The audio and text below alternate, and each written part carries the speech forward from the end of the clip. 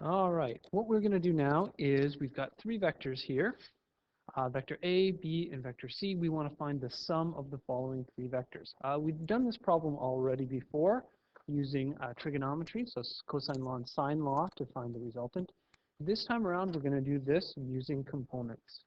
So as before, I'm going to start by just visualizing our three vectors here. So I've got vector, let's do this in, let's do black here for A. So vector A is 12 meters at a direction of north, 37 degrees east. So this is north up here, that's 37 degrees to the east. We have a magnitude here of 12. Vector B is south 50 degrees east, so something like this, 50 degrees from south in the easterly direction, and we have a magnitude of 15. Our third vector, C, is going south 30 degrees to the west, and it only has a magnitude of 6, so it's way too long here. So I'll shorten it up, 6, south 30 degrees to the west. That is C. Okay, now if I'm going to do this using components, I want to use consistent angles as I'm doing this. So when I do these kinds of questions, I always use the angle measured from the positive x-axis, or in this case, east in our question here. So for my vector A, I'm going to use, rather than 37 degrees, I'm going to do 90 minus that 37 degrees and use 53 degrees. For vector B, I'm going to use this angle all the way around, which is going to be, let's see, 270 plus that 250 there is going to give me an angle of 320. And then for vector C, I'm going to use, again, this angle all the way around here like that. It's going to be 270 minus that 30 degrees, so 240. And I'm going to take this information that I have, I'm going to organize my solution here in a table. So I'm going to list my three vectors, A, B, and C. A, B, C. In my table, I'm going to list my angle. And again, this is my angle from the positive x-axis.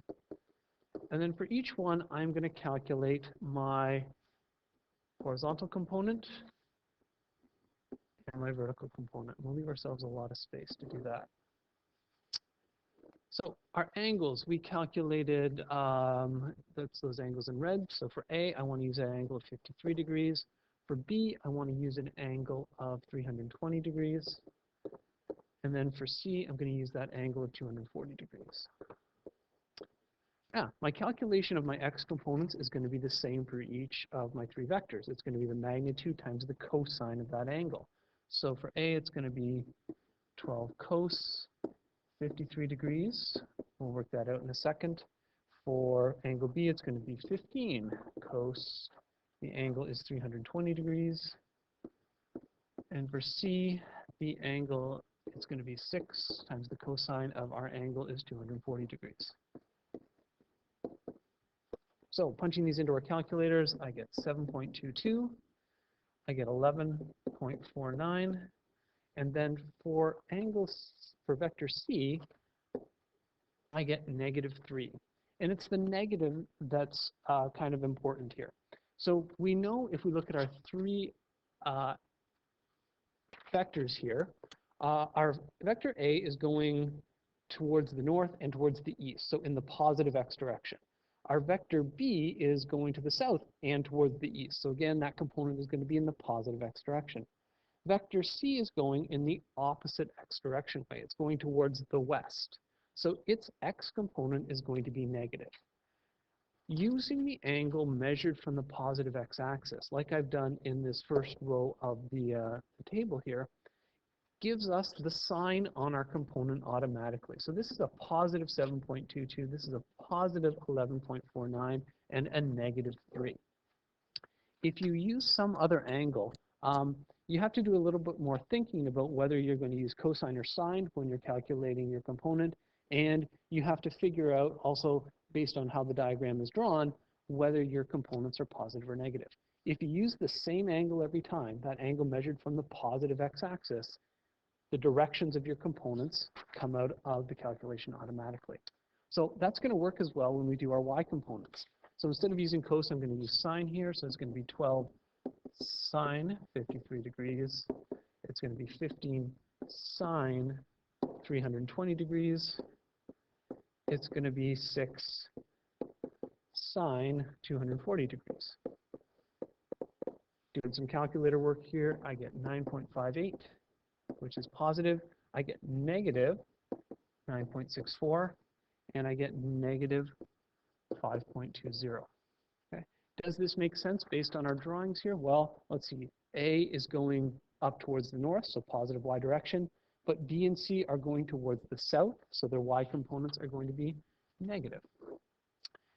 Now that I have my components, what I want to do is I want to add them all up to get the resultant component for both my x and my y. So this will be the resultant x, this will be the resultant y down here. So punching those numbers into my calculator, I get 15.71, which is positive, and negative 5.26.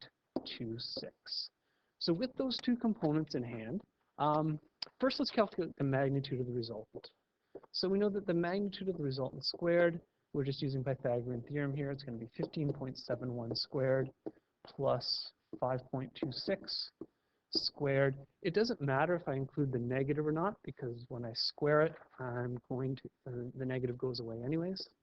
So Pythagorean theorem, I get that the magnitude of r is going to be 16.6, and this is in meters because this is a displacement. So same magnitude as we had last time we did the question. For our direction. For this example, let's first envision what our direction is going to look like. Well, we know our x component is going in the positive direction. That's our 15.71. We know that our y component is down in the negative direction, negative 5.26. So the overall direction of our resultant vector is to the south and to the east. We're going to work out what this angle is right here. So tan theta is opposite over adjacent, so 5.26, and I'm not going to use the negative sign in there because I'm basically calculating the related angle for this, this vector here. Punching this into our calculator, we get 18.5 degrees. Now, we want to give our answer as a quadrant bearing. So on our little picture here, this is our north-south line. We know this is going towards the southeast. The angle that we want to give for our direction is this one out here. We want to say how far east of that south line we are going. So we've got to do 90 minus that 18.5 to get 71.5 degrees. So our final answer is going to be that our resultant displacement is 16.6 meters in a direction that is south 71.5 degrees to the east. This is the exact same answer that we got when we did this using trigonometry, using cosine law and sine law. So which method you want to use when you're adding three vectors is completely up to you. I find components much easier when I'm using three vectors. And a lot of people also find it easier just because it's the same calculations over and over again, as long as you're using that angle measured from the positive x-axis.